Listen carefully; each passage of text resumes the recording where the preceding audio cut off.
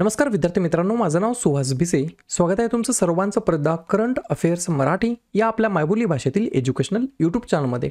विद्यार्थी मित्रांनो, आज आहे 28 एप्रिल 2024. आजच्या दिवसाचे जेवढेही चालू घडामोडीचे महत्त्वाचे टॉप प्रश्न बनत असतील ते सर्व प्रश्न आपण या व्हिडिओच्या माध्यमातून पाहणार आहोत. तरी सर्वप्रथम आपण जर नवीन असाल, पहिल्यांदा या चॅनलवरील व्हिडिओ पाहत असाल तर चॅनलला या ठिकाणी अवश्य सबस्क्राईब सुद्धा करून घेऊ शकता. ठीक आहे, चला तर मग आपण आजच्या व्हिडिओला सुरुवात करूया. त्या अगोदर कालच्या व्हिडिओमध्ये जो काही शेवटचा प्रश्न विचारला होता त्या प्रश्नाचं उत्तर जाणून घेऊया. काय होता प्रश्न? कॉलरासाठी कोणती नवीन तोंडाच्या द्वारे घेण्यात येणारी लस WHO द्वारे पूर्वपात्र या ठिकाणी ठरलेली आहे? तर बऱ्याच विद्यार्थी मित्रांनी अगदी योग्य उत्तर टाईप करून सांगितलं आहे. पर्याय क्रमांक सी युविचॉल एस असं या प्रश्नाचं योग्य उत्तर असणार आहे. पर्याय क्रमांक सी अगदी योग्य उत्तर असणार आहे. क्लिअर? आता पाहूया विद्यार्थी मित्रांनो प्रश्न क्रमांक पहिला. टोटल संपूर्ण व्हिडिओमध्ये 12 प्रश्न असतील. सुरुवातीपासून शेवटपर्यंत व्हिडिओ काळजीपूर्वक पहा. एक एक प्रश्न महत्त्वाचा आहे. तुम्ही कोणत्याही एक्झामची तयारी करा. प्रश्न क्रमांक पहिला काय म्हणतो? अन्न संकट 2023च्या जागतिक अहवालानुसार कोणत्या देशामध्ये सर्वाधिक लोक भूकबळीचा सामना करत आहेत? प्रश्न क्रमांक पहिल्याचं योग्य उत्तर आहे पर्याय क्रमांक D for democratic Republic of the Congo नावाचा जो काही देश आहे, या देशातील जे काही लोक आहेत ते सर्वाधिक या ठिकाणी भूकबळीचा सामना करत आहेत. हा जो काही अहवाल आहे तो कोणाच्या नुसार आहे? तर अन्न संकट 2023च्या जागतिक अहवालानुसार. 2 पॉईंट लिहून घ्या.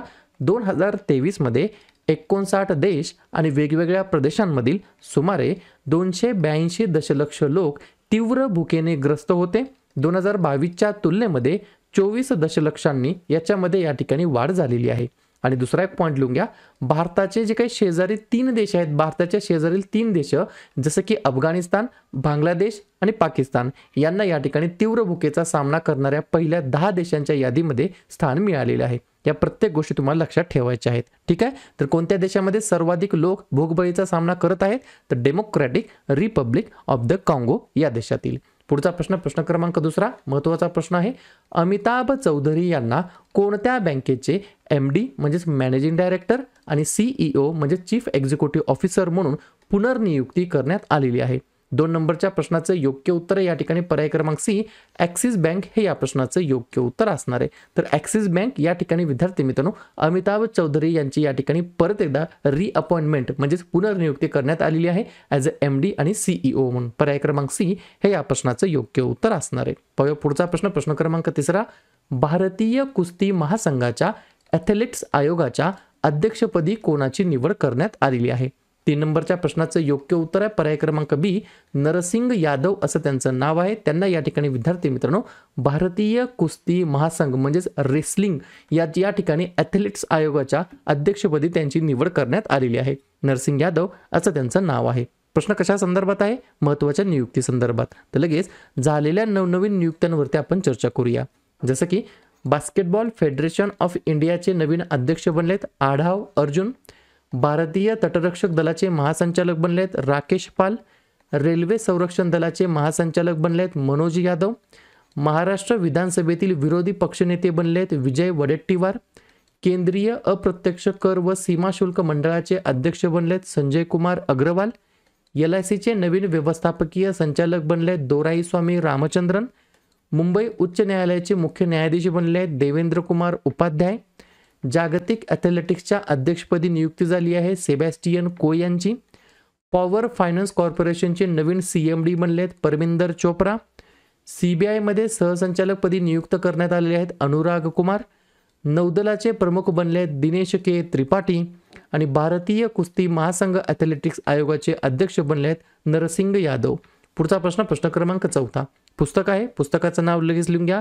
हेवनली आयलंड्स ऑफ गोवा नावाचं पुस्तक आहे. या पुस्तकाचे लेखक कोण आहेत? 4थ्या नंबरच्या प्रश्नाचं योग्य उत्तर आहे पर्याय क्रमांक ए PS श्रीधरन पिल्ले असं त्यांचं नाव आहे. त्यांनी या पुस्तकाचं लेखन केलेलं आहे. पुस्तकाचं नाव काय आहे? हेवनली आईलँड्स ऑफ गोवा असं या पुस्तकाचं नाव आहे. या ठिकाणी पुस्तक आणि लेखकासंदर्भात बोलण्यात आलं तर लगेच नवनवीन पुस्तक आणि लेखक त्यांची जे काही प्रकाशित झालेली पुस्तक आहेत त्याच्यावरती चर्चा करूया. जसं की unequal why India lags behind its neighbours हे पुस्तक लिहिलं आहे सवाई नारायण यांनी. From a car shed to the corner room and beyond हे पुस्तक लिहिलं आहे S रमन यांनी. The man who lost India हे पुस्तक लिहिलं आहे मेघना पंत यांनी. Doing business in uncertain times Ramesh नायरने याने लिहिलेलं आहे. Code dependent Madhumita Murgia. The idea of democracy Sam Pitroda.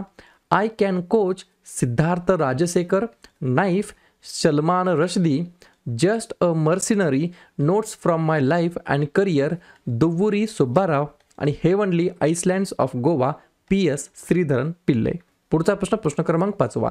भारतातील पहिले सेमीकंडक्टर फॅब्रिकेशन युनिट चिप्स कोणत्या राज्यामध्ये आहेत? 5व्या नंबरच्या प्रश्नाचं योग्य उत्तर आहे पर्याय क्रमांक डी पंजाब हे या प्रश्नाचं योग्य उत्तर असणार आहे, ज्या राज्याच्या अंतर्गत या ठिकाणी भारतातील पहिले सेमीकंडक्टर फॅब्रिकेशन युनिट चिप्स या ठिकाणी आहेत. लगेच आपण पंजाबबद्दल रिव्हिजन टाकूया. या राज्याची स्थापना 1 नोव्हेंबर 1966 ला झाली. मुख्यमंत्री आहेत भगवंत मान. राज्यपाल आहेत बनवारीलाल पुरोहित. राजधानी आहे चंदीगड. एकच महत्त्वाचं धरण आहे भाकरा नांगल नावाचं. पुढचा प्रश्न क्रमांक 6. खालीलपैकी कोणाला वर्षातील उत्कृष्ट सार्वजनिक क्षेत्रातील उपक्रम पुरस्काराने सन्मानित करण्यात आलेला आहे? 6व्या नंबरच्या प्रश्नाचं योग्य उत्तर आहे पर्याय क्रमांक सी HAL म्हणजेच काय हिंदुस्तान एरोनॉटिक्स लिमिटेड या कंपनीला या ठिकाणी वर्षातील उत्कृष्ट सार्वजनिक क्षेत्रातील उपक्रम म्हणजेच outstanding PSU award of the year या पुरस्काराने सन्मानित करण्यात आला आहे. 2 पॉईंट लिहून घ्या याच्या मागचं कारण. तर HAL ने वेगवेगळ्या ऑपरेशन्समधून सर्वाधिक 29,810 कोटी रुपयाचा या ठिकाणी जो काही महसूल आहे तो गोळा केलेला आहे आणि जगातील सर्वात जुन्या आणि सर्वात मोठ्या एरोस्पेस आणि संरक्षण उत्पादकांपैकी ही एक कंपनी आहे. ठीक आहे. पुढचा प्रश्न क्रमांक 7. 21व्या अंडर-20 आशियाई ॲथलेटिक्स चॅम्पियनशिपमध्ये भारतासाठी पहिले सुवर्ण पदक कोणी जिंकलेलं आहे? 7व्या नंबरच्या प्रश्नाचं योग्य उत्तर आहे पर्याय क्रमांक बी दीपांशु शर्मा. माझ्या मते हा जो काही खेळाडू आहे तो UP या राज्याला बिलॉंग करतो. तर या खेळाडूने 21व्या अंडर-20 आशियाई ॲथलेटिक्स चॅम्पियनशिपमध्ये भारतासाठी पहिले सुवर्ण पदक जिंकलेले आहे. 2-3 पॉईंट लिहून घ्या.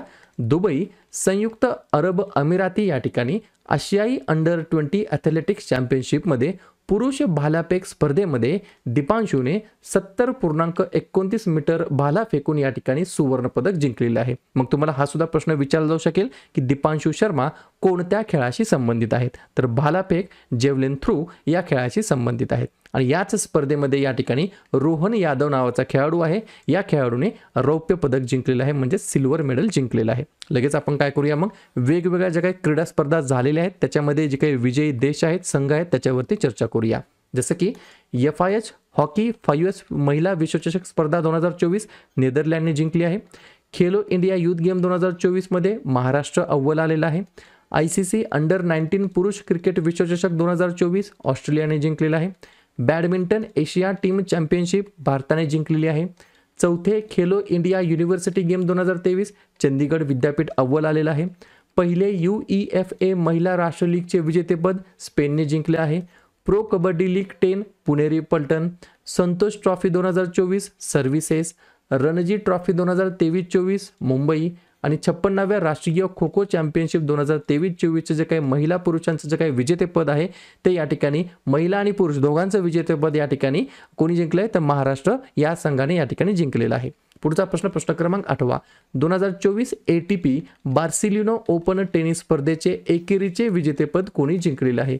8व्या नंबरच्या प्रश्नाचं योग्य उत्तर आहे पर्याय क्रमांक ए कॅस्पर रूड असं त्यांचं नाव आहे. त्यांनी या ठिकाणी 2024 ATP बार्सिलोना ओपन टेनिस स्पर्धेमध्ये एकेरीचं विजेतेपद पटकावलेलं आहे. पुढचा प्रश्न पृथ्वी दिनाच्या स्मरणार्थ भारतातील सर्वात मोठे हवामान घड्याळ क्लायमेट वॉच कोठे स्थापित करण्यात आलेली आहे? 9व्या प्रश्नाचं योग्य उत्तर आहे पर्याय क्रमांक डी नवी दिल्ली हे या प्रश्नाचं योग्य उत्तर असणार आहे. 2 गोष्टी लक्षात ठेवा.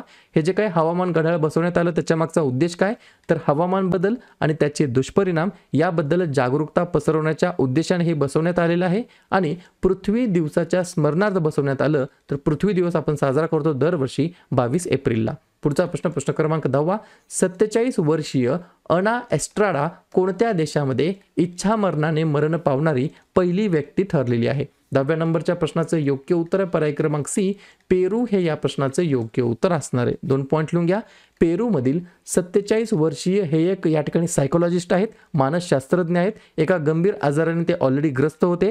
प्रदीर्घ कायदेशीर लढाईनंतर इच्छामरणाने मरण पावणारी त्या देशातील त्या पहिल्या व्यक्ती या ठिकाणी ठरलेल्या आहेत. पुढचा प्रश्न, प्रश्न क्रमांक 11वा, तिरंदाजी विश्वचषक 2024 कोठे आयोजित केली जाणार आहे? तर पर्याय क्रमांक बी, चायना या ठिकाणी आयोजित केली जाणार आहे. अशा प्रकारे शेवटचा प्रश्न, प्रश्न क्रमांक 12वा, आरबीआयचे जे काही डेप्युटी गव्हर्नर आहेत टी रविशंकर यांना 1 वर्षाचं या ठिकाणी एक्सटेन्शन मिळालेलं आहे, मुदतवाढ मिळालेली आहे. तर आरबीआय डेप्युटी गव्हर्नरचा कमाल कार्यकाळ किती असतो? तर पर्याय क्रमांक ए, कमाल कार्यकाळ हा या ठिकाणी 5 इयर्सचा असतो, 5 वर्षाचा असतो. क्लिअर? सर्व गोष्टी समजल्या? तर अशा प्रकारे विद्यार्थी मित्रांनो हे होतात 12 प्रश्न. उपक्रम कंटेंट हा जो काही प्रयत्न आम्ही सुरू केला आहे मराठी भाषेमध्ये, हा कसा वाटतो नक्कीच कमेंट करत चला. आणि या ठिकाणी तुमच्यासाठीचा आजचा खास प्रश्न, पश्चिम आशियातील कोणत्या देशामध्ये हिंदीमध्ये पहिले रेडिओ प्रसारित झालेले आहे? इराक, कुवैत, जर्मनी की इस्रायल? तर ज्या पण विद्यार्थ्यांनी या प्रश्नाचं योग्य उत्तर येत असेल त्या प्रश्नाचं उत्तर तुम्ही कमेंट बॉक्समध्ये बिंदासपणे टाईप करू सांगा. या प्रश्नाचं उत्तर चुकू द्या, बरोबर येऊ द्या, काहीच हरकत नाही, परंतु ट्राय करणं, प्रयत्न करणं हे सर्वात जास्त महत्त्वाचं आहे. आणि दुसऱ्या दिवशी येऊन आपण दिलेल्या प्रश्नाचं उत्तर हे बरोबर आलं की चुकलं हे दुसऱ्या दिवशी येऊन चेक करणं, तपासणं हे देखील तितकंच जास्त महत्त्वाचं सुद्धा आहे. तर लगेच एप्रिल महिन्यातील जे काही महत्त्वाचे दिवस आहेत त्याच्यावरती आपण चर्चा करूया. लिहून घ्या. 1 एप्रिल ते 7 एप्रिल पहिला आठवडा आपण अंधत्व प्रतिबंध आठवडा म्हणून आपण साजरा करतो. 2 एप्रिल आंतरराष्ट्रीय बाल पुस्तक दिवस. 4 एप्रिल खान जागृतीसाठी आंतरराष्ट्रीय दिवस. 5 एप्रिल राष्ट्रीय सागरी दिवस. 7 एप्रिल जागतिक आरोग्य दिवस. 9 एप्रिल जलसंधारण दिवस. 11 एप्रिल महात्मा ज्योतिबा फुले यांची जयंती तसेच जागतिक पार्किन्सन दिवस असतो. 13 एप्रिल जालियनवाला बाग स्मृती दिवस. 14 एप्रिल डॉक्टर बाबासाहेब आंबेडकर यांची जयंती. 15 एप्रिल जागतिक कला दिवस तसेच जागतिक सांस्कृतिक दिवस. 16 एप्रिल जागतिक ध्वनी दिवस.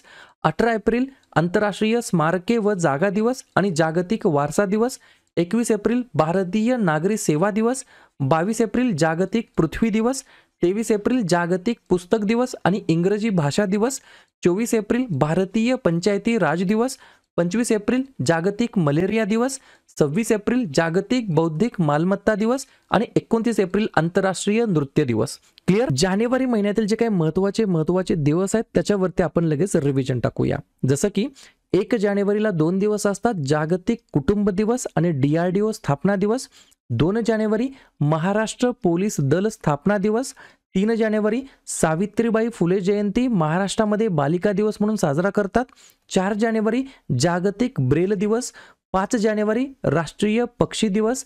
6 जानेवारी बाळशास्त्री जांभेकर जन्मदिवस महाराष्ट्रामध्ये पत्रकार दिवस म्हणून साजरा करतात. 9 जानेवारी प्रवासी भारतीय दिवस. 10 जानेवारी जागतिक हिंदी दिवस. 11 जानेवारीला 2 दिवस असतात, राष्ट्रीय मानवी तस्करी जागृती दिवस आणि लाल बहादूर शास्त्री पुण्यतिथी. 11 ते 17 जानेवारी अंतर्गत रस्ता सुरक्षा सप्ताह म्हणून साजरा करतात. 12 जानेवारीला असतो राष्ट्रीय युवा दिवस किंवा स्वामी विवेकानंद यांची जयंती आणि जिजाऊ मा साहेबांचा जन्मदिवस सुद्धा असतो याच दिवशी. 15 जानेवारीला आहे भारतीय सैन्य दिवस. 16 जानेवारीला आहे छत्रपती संभाजी महाराज राज्याभिषेक दिवस. 23 जानेवारी नेताजी सुभाषचंद्र बोस जयंती. 24 जानेवारी राष्ट्रीय बालिका दिवस. 25 जानेवारी राष्ट्रीय मतदार दिवस आणि राष्ट्रीय पर्यटन दिवस. 26 जानेवारी 2024 ला आपण प्रजासत्ताक दिवस साजरा करत आहोत 75 क्रमांकाचा आणि आंतरराष्ट्रीय सीमा शुल्क दिवस सुद्धा असतो. आणि 28 जानेवारी लाला लजपत राय यांची जयंती. क्लिअर? फेब्रुवारी महिन्यातील जेवढेही महत्त्वाचे दिवस असतील त्या सर्व दिवसांवरती एकदा आपण नजर टाकूया. जसं की 1 फेब्रुवारीला असतो भारतीय तटरक्षक दिवस. 2 फेब्रुवारी जागतिक पाणथळ दिवस. 4 फेब्रुवारी जागतिक कर्करोग दिवस. 7 फेब्रुवारी सुरक्षित इंटरनेट दिवस. 10 फेब्रुवारी राष्ट्रीय जंतनाशक दिवस. 11 फेब्रुवारी विज्ञानातील महिला आणि मुलींचा आंतरराष्ट्रीय दिवस. 12 फेब्रुवारी डार्विन दिवस तसेच राष्ट्रीय उत्पादकता दिवस. 13 फेब्रुवारी जागतिक रेडिओ दिवस आणि सरोजिनी नायडू यांची जयंती. 19 फेब्रुवारी छत्रपती शिवाजी महाराज यांची जयंती तारखेनुसार. 20 फेब्रुवारी जागतिक सामाजिक न्याय दिवस. 21 फेब्रुवारी आंतरराष्ट्रीय मातृभाषा दिवस. 24 फेब्रुवारी केंद्रीय उत्पादन शुल्क दिवस. 27 फेब्रुवारी मराठी भाषा दिवस आणि जागतिक NGO दिवस आणि 28 फेब्रुवारी राष्ट्रीय विज्ञान दिवस आणि दुर्मिळ रोग दिवस. क्लिअर.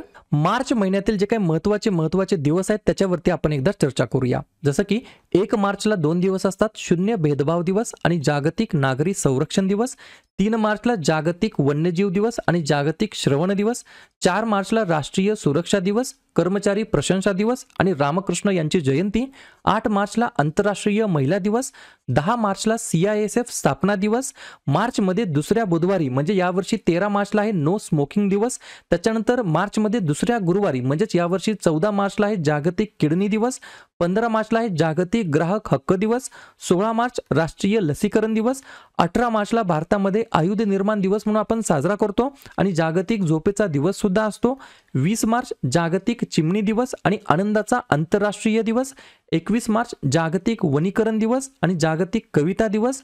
22 मार्च जागतिक जल दिवस. 23 मार्च जागतिक हवामान दिवस.